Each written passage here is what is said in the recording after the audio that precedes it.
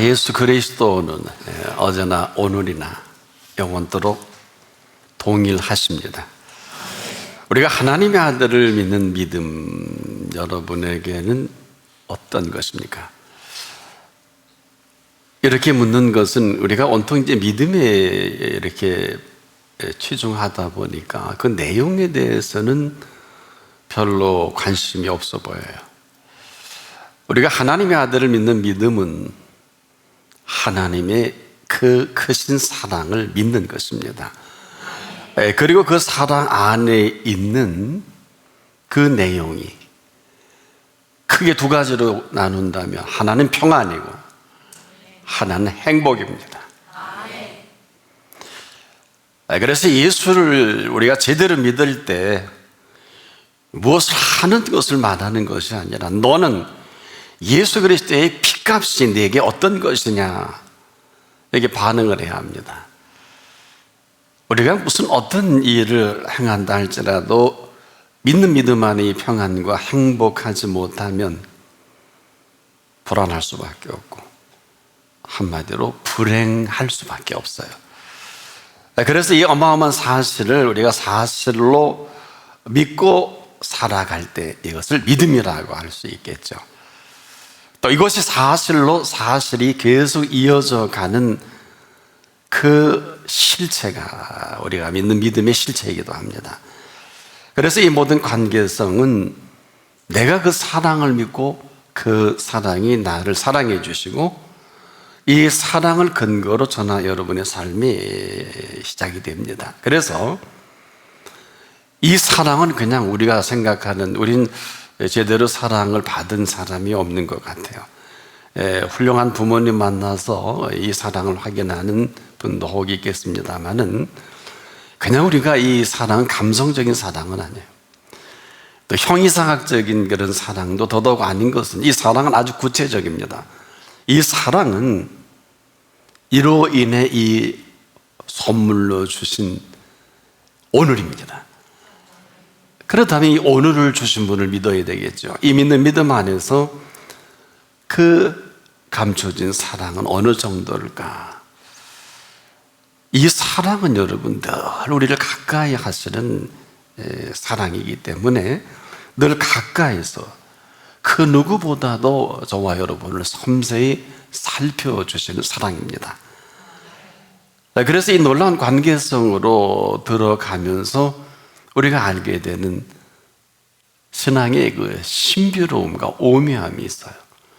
뭐 신비주의자가 되고 오묘한 것을 따르는 자, 이것이 아니라 여러분 신비로운 세계를 맛보고 살아가면 또 오묘함을 늘 맛보고 살아간다면 신비와 오묘를 말하는 게 맞아요. 근데 이 땅에는 없어요.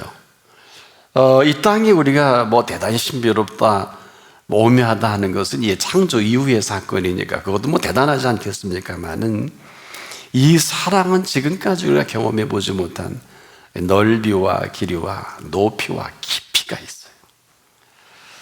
우리가 이 사실을 알든 모르든 간에 이러한 사랑으로 끊임없이 우리를 부르시고 말씀하시고 또 여기에 대한 이 반응을 지금도 기다리고 계시다. 근데 아마 예수님 보시기에 안타까우셨던지 제자들에게 이렇게 말씀합니다. 구하라. 그리하면 너희에게 주시리라. 찾으라. 그리하면 너희에게 찾게 하시리라. 그리고 두드려라. 그리하면 너희에게 열릴 것이니라. 근데요, 이렇게 말씀하시고 나서 긴장한 건 예수님이에요. 여러분, 이 정도가 됐으면 구하고 찾고 두들기는 문제는 알아들을 수 있고 또 그렇게 하면 되는데 아마 제자들을 보니까 아니셨던가 봐요. 그래서 조금 더 구체적입니다. 얘들아, 구하는 이마다 얻을 것이요, 찾는 이가 찾아질 것이요, 두드리는 이에게 열릴 것이니라. 아마 그런데도 반응이 없었나 보죠. 뭔가 반응을 할 수 있을 것 같은데 제자들은 여기서 그냥 그대로 머뭇거리는 모습이었든지, 사실은 그 다음 말씀은 안 와서도 괜찮지 않을까. 여러분, 구하는 이마다 얻을 것이요 찾는 이가 찾아줄 것이요 두드리는 이에게 열릴 것이라 했으면 더 말할 필요가 없을 텐데 이런 말씀하십니다. 너희 중에 누가 아들이 떡을 달라면 너는 돌을 주겠냐? 아들이 또 생선을 달라 하면 뱀을 주겠냐? 아주 구체적입니다. 어떻게 보면 은혜가 되기도 하는데 어떻게 보면 조금 아마 날카로우셨던 거 아닌가. 그리고 이렇게 말씀하시죠. 너희가 악한 자라도 자식에게 좋은 것을 줄 줄 알지 않느냐? 하물며 하늘에 계신 너희 아버지께서 너희에게 좋은 것을 주시지 않겠느냐? 자, 생각보다는 이 표현이 대단히 심각합니다. 언제나 그렇듯 듣고 지켜만 보는 이 제자들, 그럼에도 이 말씀을 하신 이유가 뭘까요? 이 말씀 이전과 이후로 나뉘게 됩니다. 지금까지는 제대로 구하지도 않았고 찾지도 않았고 두들리기도 않았다면 이후로 이제 너의 모든 삶의 그 여정, 이 삶의 로드맵은 이렇다. 구하라, 그리고 찾아라, 그리고 두드려라. 그런데 끊임없이 구할 때 우리는 정확히 물을 수 있게 되겠죠. 그러면서 이것은 구하는 것만이 아니라 우리가 길을 모를 때 구합니까? 묻게 되죠. 마찬가지로 우리가 살면서 지금도 할 수 없는 일들이 얼마나 많아요. 제자들도 그랬을 것입니다. 그런데 예수님 보시기에는 아마 이 선을 그어놓지 않으면 제자들은 늘 엉뚱한 거 구하고 엉뚱한 데 찾아다니고 또 엉뚱한 데 문을 두드리다 인생을 끝날 것 같았던 것 같아요. 그렇다면 오늘은 어떤 날입니까? 이 말씀을 하신 날도 그렇지만 저나 여러분에게 오늘은 새날입니다. 그런데요, 이 새날은 아무나 살 수 없어요. 이 시대에 모든 지식을 안고 또 모든 능력이 있고 재물과 모든 지위가 있다 할지라도 어제까지는 맞습니다. 그런데 오늘은 새날입니다. 오늘을 살기에는 전혀 맞질 않아요. 어제까지의 모든 지식과 경험은 어제로 족합니다. 오늘은 어떤 날입니까? 새날입니다. 조금 생각 깊은 사람들이 이 문제를 예수께 물었죠. 내일, 그러니까 예수님이 나갔어요. 내일 일은 내일 염려하거라. 너 괴로워서 얘기하는 거 내가 다 아는데 한날의 괴로움은 그날의 족하니라. 굉장히 생각이 많았을 것입니다. 누가 뭐래도 오늘은 새날입니다. 근데 이 새날은 새날을 주신 분께 물어야 돼요. 여러분, 우리가 어제같이 오늘을 맞이하면 어제와 같은 사람입니다. 어제 하던 일을 오늘 또 한다면 아마 내일도 그렇게 할 수밖에 없을 것입니다만은 새날은 그런 날이 아니라 이 새날은 새날을 주신 분께 묻고 살아가야 합니다. 그런데 이 새날을 왜 물어야 될까요? 여러분, 이 말씀을 도대체 누가 한 것인가를 우리가 잊어서는 안 됩니다. 이 말씀은 무슨 대단한 지성인이 한 것도 아니고 뭐 종교학자가 한 것도 아니고 이 세상에 훌륭한 아주 삶을 꿰뚫은 분이 하는 게 아니라 이 말씀은 예수님이 하신 말씀입니다. 그분은 창조주입니다. 그분은 전능하신 분입니다. 그렇다면 얘기가 전혀 다른 얘기입니다. 왜 이 말씀을 하셨을까요? 예수님은 제자들도 아마 알았을 것입니다. 일찍이 새벽마다 감람산에 매일 습관처럼 새벽에 기도하셨어요. 왜 하셨을까요? 새날이기 때문에. 어제 하나님의 일을 마치고 오늘은 하나님께서 준비하신 그 새날을 물었던 겁니다. 끊임없이 묻습니다. 제자들만 몰라요. 왜 묻는지도 몰라요. 아마 인류 역사의 최초의 새벽 기도가 제대로 그리스도인에게 소개된 한 모습이 아닐까. 왜냐하면 여러분, 오늘에 되어질 일을 아무도 몰라요. 오늘은 오늘이지 결코 어제가 아닙니다. 그리고 어제까지 인생의 모든 경험은 어제를 족하지 오늘에 전혀 도움이 되질 않아요. 우리가 살아보면 의미 있게 삶을 예리하게 살펴보면 어제까지는 됐는데, 어제는 이랬는데, 지금 우리가 모르는 세계, 하지만 하나님은 저나 여러분에게 새날을 주셨습니다. 근데 이 새날을 주시면서 오늘 이 말씀을 하신 대상이 누구예요? 제자들과 저와 여러분 누구냐고요? 하나님의 자녀입니다. 이제 문제가 달라지는 거예요. 하나님의 자녀는 하나님의 자녀로 살아가는 게 맞다. 왜 하나님의 자녀는 하나님의 자녀로 살아가는 게 맞을까요? 우리가 비커밍과 비잉을 잘 압니다. 이 비커밍은 무엇이 되어가는 것을 말하고, 비잉은 무엇으로 살아가는 것을 말하죠. 저 그리스도인이 되어가는 것이 비커밍이라면 그리스도인으로 살아가는 것은 비잉입니다. 정확하게 부잣집에, 재벌집의 며느리가 되는 것은 비커밍, 그리고 재벌집 며느리로 살아가는 것은 비잉입니다. 그 나머지는 우리가 정리할 필요가 있어요. 하나님의 자녀는 무엇을 하는 게 아니라 하나님의 자녀로 살아가는 것입니다. 그러려면 하나님의 자녀로 살아가는 게 쉽지 않지요. 하나님의 자녀입니다. 그러면 하나님의 은총을 입고 사는 게 맞지요. 은총이라는 것은 저나 여러분의 쓰고 수고한 영역이 아닙니다. 그런데 우리가 조금 앞서가는 사람은 이래요. 무슨 우리가 대단한 일을 하는 게 아니냐. 여러분, 하나님의 자녀가 맞다면 대단한 일은 하나님이 하십니다. 가끔 어느 분은 참 대단한 일을 한다고 하는데 그 사람은 하나님과 관계없는 사람이에요. 하나님은 대단한 일을 하시는 하나님이시고, 하나님은 대단한 일을 하시는 분이십니다. 그럼 저나 여러분은 바로 그 일이 심부름꾼이에요. 심부름꾼은 마음대로 심부름하는 게 무슨 의미가 있어요? 누구의? 하나님의 심부름꾼은 그분의 인도를 받으면 끝입니다. 가라면 가고 오라면 오고 하라면 하면 되는 것입니다.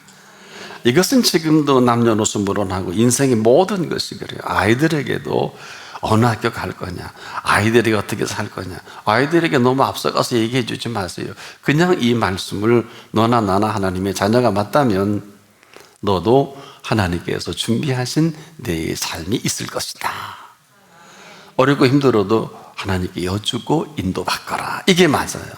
그렇지 않으면 앞서가는 겁니다. 그렇지 않으면 뒤처지는 거예요.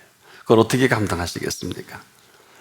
지금도 모든 일은요, 하나님 혼자 행하시지 않고 저나 여러분을 통해서 일하십니다. 그리고 그 나머지 모든 것까지라도 그분이 책임을 지십니다. 그래서 참된 그리스도인은 그리스도께서 시키시는 것만 하면 됩니다. 어려운 게 아니에요. 여러분, 근데 가야 할 때를 우리가 알 수 없어요. 우리가 해야 할 일을 알 수 없어요. 물론 다 그렇게 사는데 하나님 없이도 지금도 얼마나 일 잘합니까? 얼마나 멋대로 다닙니까? 또 오고 가고 하는 거 마음대로 하다가 인생의 마지막에 땅을 치고 슬피우는 게 인생이에요. 얼마나 억울해요. 돈도 많이 벌고 위치도 높고 세상 지지도 다 섭렵했는데 그렇게 통하는 사람들 저 주변에도 많아요. 제가 보기에도 지금 한국에 이런 분들이 너무 많아요. 참 안타까워요. 저럴 필요가 없는데. 무슨 얘기입니까? 우리가 무슨 일을 대단히 계획하면서 대단한 일을 하는 것처럼 수선을 피우는 이 자체가 좀 이상한 거예요. 여러분 일 아니잖아요. 교회를 통해서 우리가 그리스도인을 사랑하는 것도 마찬가지예요. 대단한 거 아니에요. 여러분, 그냥 여러분의 위상에서, 여러분의 위치에서 그분의 인도만 받으면 되는 것입니다. 하나같이 잊어버리지 말 것은 저나 여러분이나 심부름꾼이에요. 제가 말씀을 전할 때 만들어서 공부해서 얼마나 힘들까요? 물론 그렇다고 공부를 안 하거나 준비를 안 하거나 또 기도를 안 하거나 이런 건 아니에요. 애써 힘써 전부 합니다마는 그리고 나선 꼭 그분께 확인을 받아요. 왜? 내가 만약에 열심히 준비했다고 하면 내가 그 모든 책임을 져야 할 것이지만 하나님의 인도가 있다면 이것은 대단한 일이고 할 만한 일이고 그 일의 결과까지라도 제게 책임질 이유가 없어요. 이것은 저 구체적으로 말씀을 드린다면 할만하게 우리에게 은혜를 주신다. 하실 일들을 우리에게 먼저 말씀해 주신다. 이유는 뭘까요? 하나님의 자녀지만 저에게는 이 자리에 설 수 있는 위치와 때로는 권세까지도 부여해 주신 것입니다. 그러니까 우리가 지금도 가장 중요한 것은 저나 여러분이나 하나님의 자녀된 권세입니다. 왜일까요? 왜일까요? 사실 여러분 어떤 관계 하지만은 이보다 중요한 관계성은 없습니다. 자, 우리가 한번 정리해 본다면 이런 것입니다. 부모가 어떤 분입니까? 부모는 자녀의 시작과 마감입니다. 우리 부모님을 통해 저나 여러분 이 땅에 생명의 잉태의 복을 얻으신 그분들이 그 태를 통해서 우리가 이 땅에 오게 된 자녀지요. 시작이 그렇고 과정이 그렇고 그 결과까지도 사실은 부모의 그늘 아래, 부모의 영향력 아래에 있는 것이 전부다. 그래서 모든 자녀가 그렇듯이 부모의 하는 일이 그대로 자녀에게 대물림하는 것은 아주 자연스럽고 이것은 당연한 결과입니다. 자, 보세요. 의사 부모 아래 의사 나와요. 법관 부모 아래서 법관이 나오는 건 아주 자연스러운 일입니다. 마찬가지로 부모의 하는 일이 그대로 자녀에게 영향을 미치는 것은 이것은 당연한 규결이죠. 뭐 어려서부터 보고 자란 것을 어떻게 함부로 얘기하고 평가할 수 있지 않겠습니까? 뭐 행여 그렇지 않을 수도 있겠습니다만은 무슨 일이든지 이 부모는 자녀의 모든 시작이고 마감입니다. 이 영향력을 벗어날 수가 없어요. 이게 부모입니다. 그래서 우리가 아무리 자식이 대단해도 그 어머니와 아버지의 그 이상 그 이하도 아니다. 그런데 이 사람들이 이렇게 얘기하면서도 사실 아는 것 같아도 사실 그렇지 못한 것을 발견하게 됩니다. 자, 그렇다면 여기까지 우리가 같은 흐름의 얘기를 하면 하나님의 자녀는 어떨까요? 제가 말씀드린 부모님도 하나님의 자녀고 부모님의 자녀도 하나님의 자녀라는 이 사실은 뭘까요? 여러분, 하나님의 자녀라는 이 사실보다 우선하는 일은 없습니다. 자, 하나님의 자녀라는 이 사실 헤아려 지금도 이 순간도 마찬가지예요. 모든 일은 하나님의 자녀로부터 시작하는 이유가 있어요. 왠 줄 아세요? 하나님은 그 어떤 일을 시작하든 과정하든 나감하든 하나님의 마음을 다 빼앗아 버리는 것이 하나님의 자녀예요. 부모의 마음을 다 빼앗아 버리는 게 이 세상의 자녀이듯이 마찬가지입니다. 때문에 더 분명히 말씀을 드리자면 하나님은 아버지 하나님으로서 온통 지금도 우리에게 집중하고 심혈을 기울이시고 마음을 쏟아서 일일이 보고 듣고 계신단 말이에요. 그런 분이 아버지 하나님이시란 말이에요. 어느 정도일까요? 그분은요, 온 세상을 다 주고도 자녀와 안 바꿔요. 저는 이 음성을 직접 한번 들어본 일이 있어요. 궁금하죠? 네, 다음번에 말하겠습니다. 이 이야기가 하나님은 아버지 하나님이기 때문에 온통 마음을 자녀에게 다 빼앗겨버린 아버지 하나님이 하실 일이 뭘까요? 이래서 심각한 거예요. 상천하지의 모든 그 어떤 것보다 우선하는 게 그의 자녀입니다. 근데 우리는 그렇지 않잖아요. 여러분이 더 잘하지 않습니까? 그분은 온통 안전하서나 우리 뿐인데 우린 안전하서나 엉뚱한 생각하고 엉뚱한 꿈 꾸고 내 야망과 욕심과 탐욕과 이생의 자랑과 육신의 정욕과 안목의 정욕에 푹 빠져버려. 이제 우리 말만 한다면 이런 것입니다. 하나님은 여전히 우리이신데 우리는 온통 우리에게 주신 것에 빠져버려서 헤어나지 못해요. 이게 심각한 겁니다. 보세요. 자녀를 주셨는데 이 자녀를 잘 키워야 되겠다고 하나님한테 기도하면서 이 키우는데 한 생을 다 보냅니다. 잘 키웠을까요? 아주 틀린 것만은 아니지만 그렇다 할 수 없는 게 본인이 알잖아요. 무슨 얘기일까요? 주신 자녀는 맞지만은 내게 주신 자녀에게 흠뻑 빠져버려서 어느 틈엔가 주신 분을 잊고 내 생각과 내 지식과 내 경험으로 자녀에게 훈계도 하고 방향도 주고 그렇게 하지 않습니까? 아, 하나님의 뜻일 거다. 아닐 것이라는 요만큼도 생각지 않습니다. 아니야, 하나님이 아실 거야. 더 잘 아시죠. 왜? 제가 그랬잖아요. 온통 우리에게 마음을 빼앗겨버렸다 그랬죠. 그래서 예수님이 있어야 할 줄 아신다는 표현이 그 표현이에요. 마음을 빼앗겨버렸어요. 지금도 모든 오늘에 되어지는 모든 일들은 이거보다 우선하지 않아요. 그래서 하나님께서는 해일도 일으키시고 바이러스도 일으키시고 우리가 상상할 수 없는 때로는 전쟁도 이스라엘이 아주 악할 때 더 악한 아말렉을 통해서 끊임없이 생명을 죽이기도 하고 버릇을 고칩니다. 이스라엘의 버릇 고치기 위해서 때로는 느부갓네살 왕도 쓰시잖아요. 다리오 왕도 벨사살 왕도 고레스 왕도 다 쓰시잖아요. 어떻습니까? 왜? 자녀에게 마음을 다 빼앗겨 버렸기 때문에 온통 안전하서나 우리인데 우리는 안전하서나 카톡질하고 문자 보내고 전화 전화하고 뭐 보내고 정말 생뚱맞는 하나님과 전혀 관계없는 것에 그 시간과 정력과 에너지를 다 쏟아버리지 않습니까? 이게 심각한 거예요. 뭐 맞다 틀렸다라는 것은 각자가 하는 일이 더 잘할 것이지만 자, 자녀가 주신 자녀는 누구든지 압니다.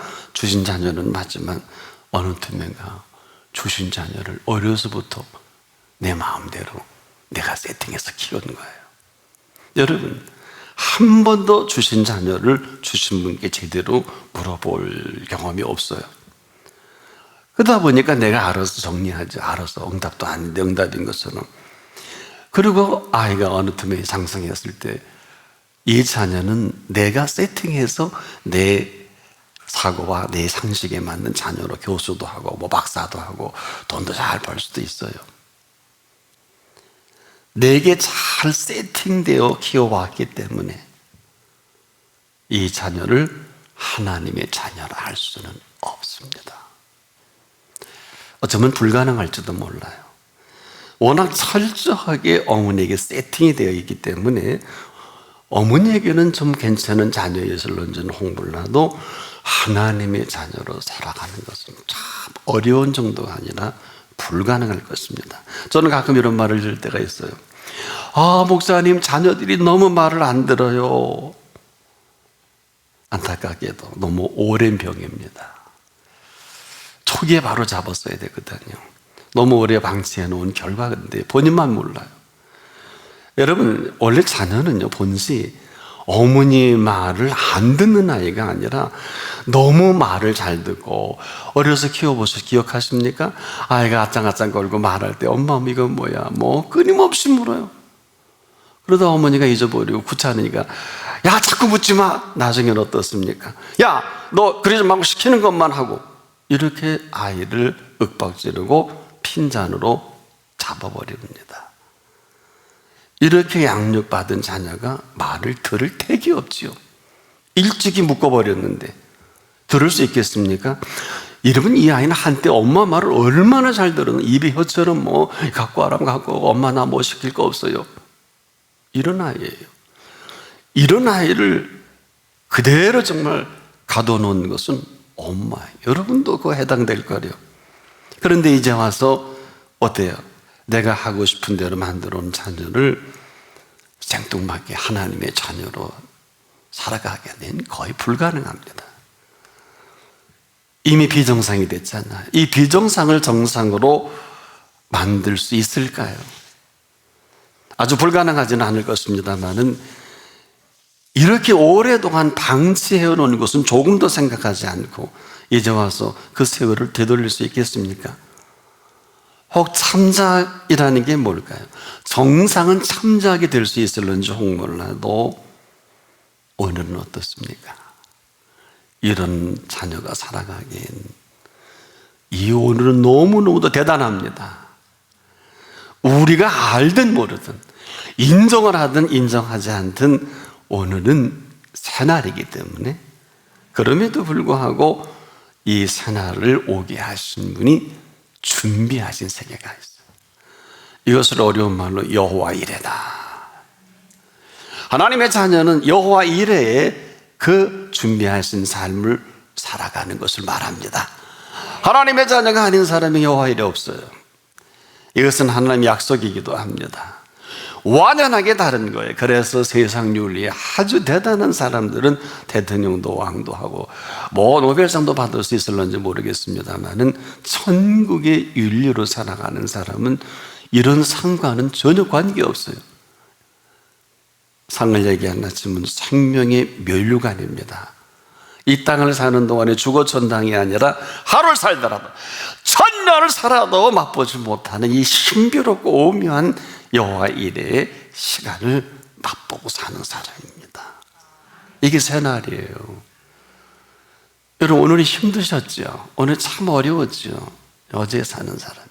죄송하지만 내가 그리스도인이 맞나? 아니 하나님의 자녀가 맞나 하고 물어보시고 꼭 하나님의 자녀가 맞다면 아버지 되신 하나님 앞에 계수하고 지나가야 돼요. 여쭤보셨어요? 하나님, 오늘 목사님이 이런 말씀을 하셨는데 저에 대한 계획은 어느 정도일까요? 여쭤보신 일이 있을까? 한번 정말 우리가 공부 시간 같으면 한번 물어보고 싶어요. 어느 정도로 하나님께, 아버지 되신 하나님, 그냥 하나님이 아니라 아버지 되신 하나님께 얼마나 여쭙고 그 세계를 알 수 있었을까? 우리가 뭐 어느 회사 취직해도 그렇지 않습니까? 우리 회사 계획 이러저러한 계획이니까 당신이 애쓰고 힘쓴다면 이런 일을 할 수 있고 이 자리까지 페이도 받을 수, 그런 거 아니에요? 하나의 로드맵이 있잖아요. 여러분, 하물며 아버지 하나님께서 우리를 부르신 로드맵은 어느 정도일까요? 온 세상을 다 주고도 안 바꾼다니까요. 아멘도 제대로 못 하잖아요. 왜? 놀래다가 세상 끝날 것입니까? 이 순간에도 저보다 더 여러분에게 집중하고 또 살피시는 분이 아버지 하나님이에요. 알고나 믿으세요. 뭐 경직돼 살라는 게 아니에요.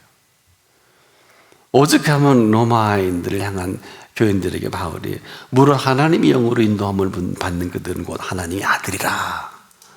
이게 무슨 얘기인 줄 아세요? 무릇 하나님의 영으로 인도받는 세계는 천국의 윤리로 살아갈 특권을 얻은 것을 말합니다. 최소한도 성령의 인도가 있고요. 언제나 천사가 수정을 들고요. 범사는 하나님께서 아버지가 되셔서 오늘 죽을 병에 걸린 이 혈루증으로 인생의 막판에 피 흘리고 죽었어야 할 그녀가 예수의 등 뒤로 살구머니 와서 예수의 그 옷에만 손을 대어도 구원을 얻으리라는 이 살아있는 믿음을 가진 이 여인은 예수님도 모르는 사이에 그 옷의 손에만 될 때 능력이 나갑니다. 혈루가 마릅니다. 그런데 왜 이 여인만 이런 일이 벌어지고 다른 사람은 옷도 스치고 스킨십도 했는데 아무 일도 벌어지지 않을까요? 정답은 혈루증 앓는 여인만 예수를 믿었습니다. 나머지는 제자들처럼 못 알아들었어요. 믿음이 있고 없는 게 아니라, 그래서 예수님 놀라고 누가 내 옷에 손을 대는 야단치려고 그러신 게 아니라 수많은 사람들이 예수를 안 믿는데 이 여인 혼자만 그 옷에만 손을 대어도 내가 구원을 하다리라. 그녀만 예수를 믿었다 하니까 이게 믿음이에요.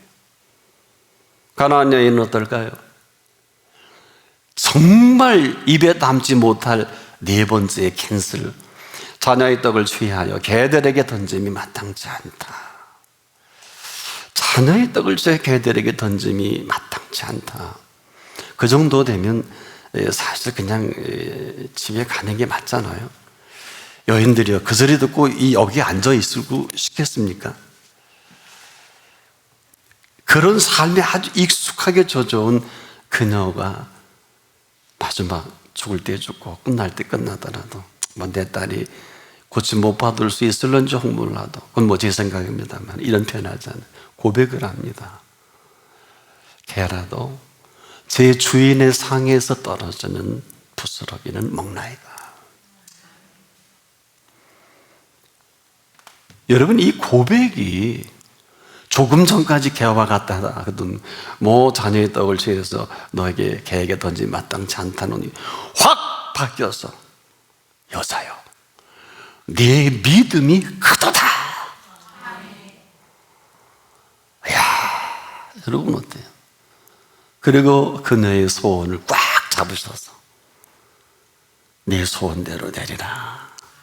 그 시로 딸이 고침받고 그녀의 병도 고침받고 아마 큰 믿음의 여인으로 천국의 윤리가 시작된 이 선언을 하신 것이 아니냐. 여러분에게 있어서 믿음은 어떤 거예요?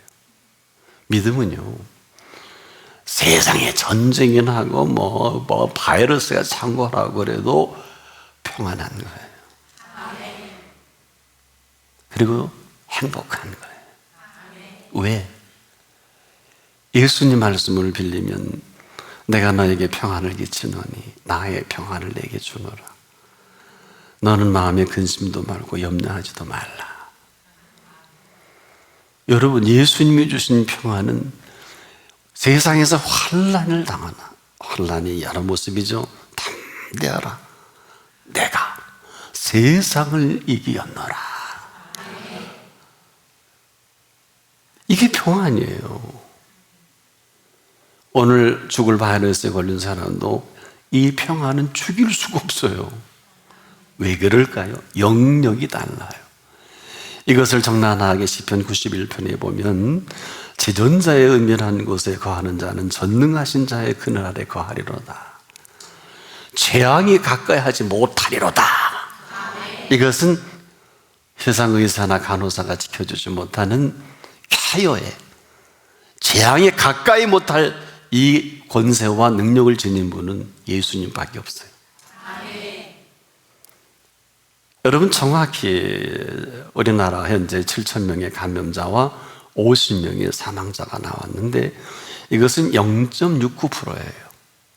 여러분, 한 40일 동안 50명이 사망을 했던 것인데 하루 자살하는 사람이 37.5, 한 38명, 40일 동안 자살한 사람 한 1,600명이에요. 하루에 우리나라 자연사와 함께 죽어져가는 기록된 것만, 그렇지 않은 사람도 많겠지요. 하루 700명씩 죽습니다. 저는 이것을 죽음에 이르는 병이다, 이렇게 볼 수 있어요. 그러나 죽음에 이르는 병을 두고 예수님이 예수를 믿는 사람에게 이렇게 설교하셨거든요. 무릇 살아서 나를 믿는 자는 영원히 죽지 아니하리니. 이것을 내가 믿느냐? 네. 이거 믿지 않으면 아무것도 아니에요. 이걸 믿는 사람은 주시는 평안의 선물로 평화로다 하늘 위에서 내려오네.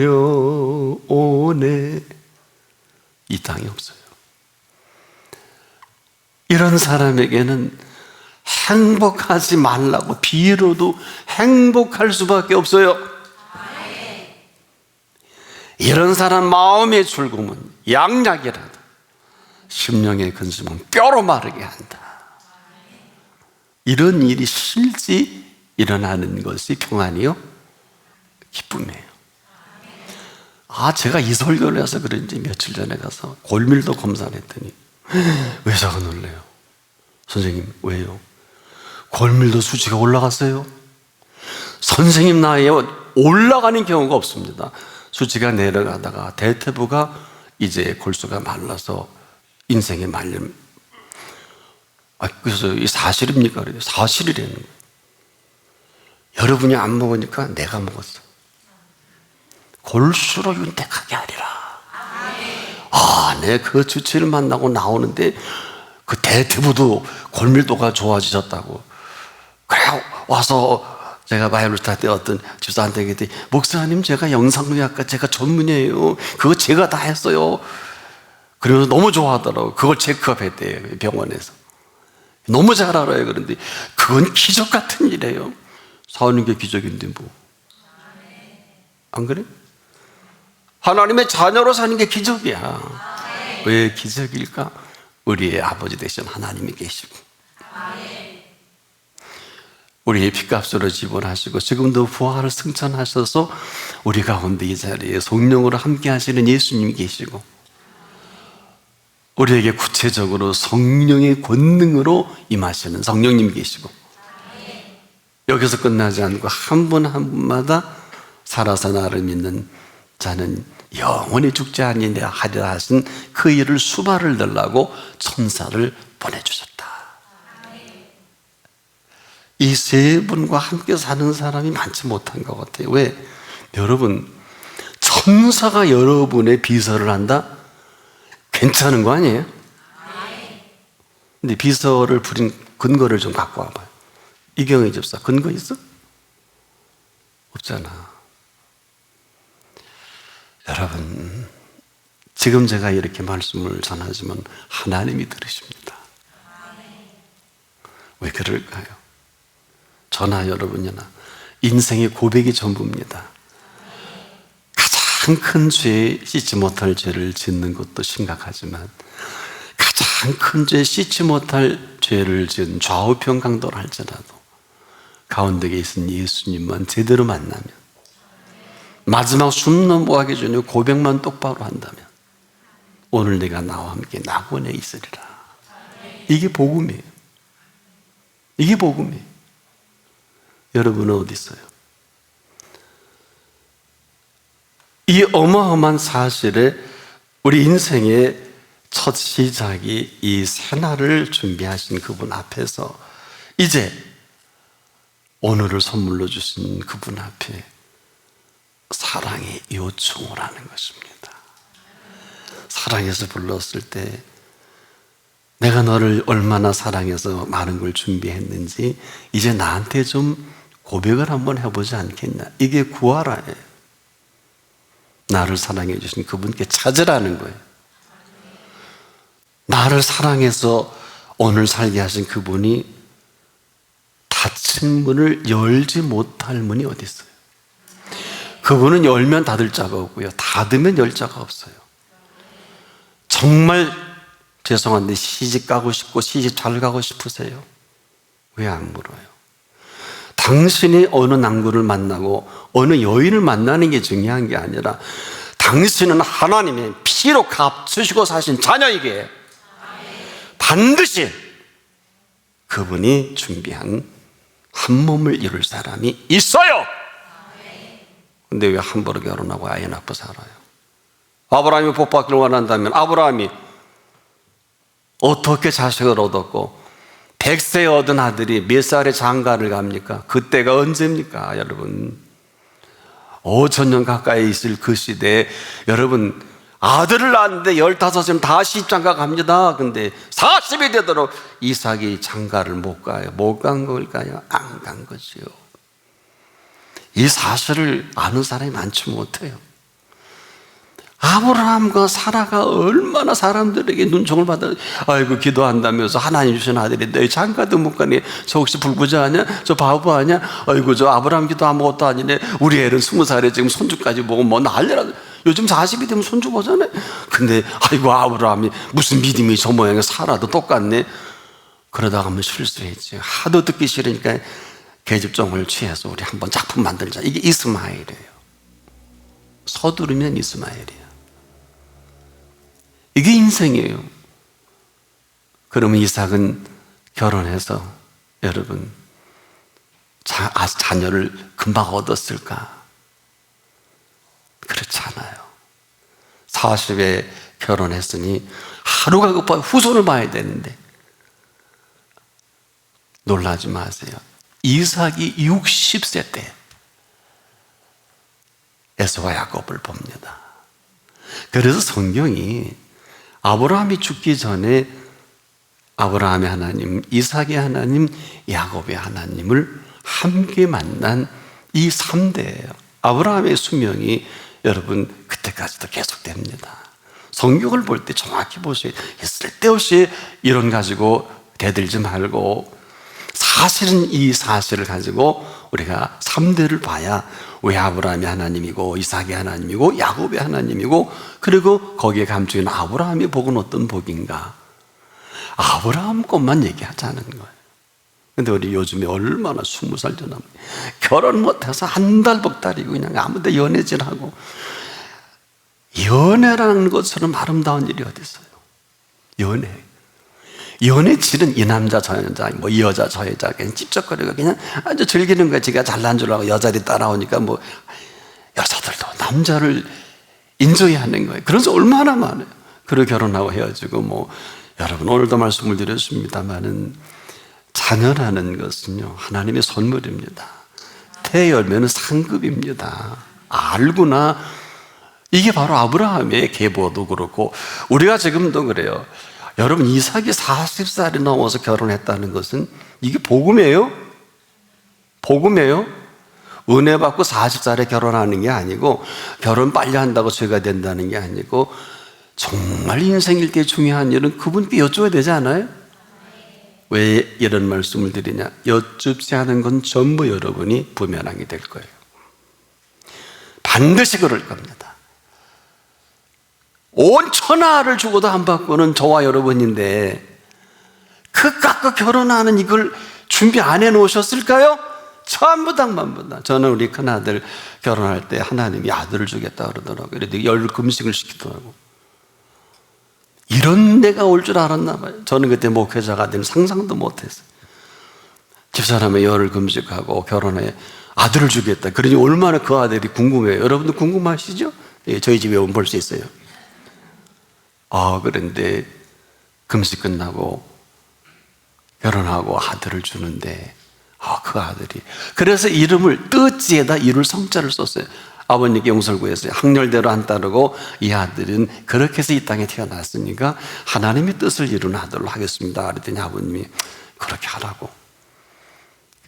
여러분 우리가 하나님의 아들의 행보가 어떨까요?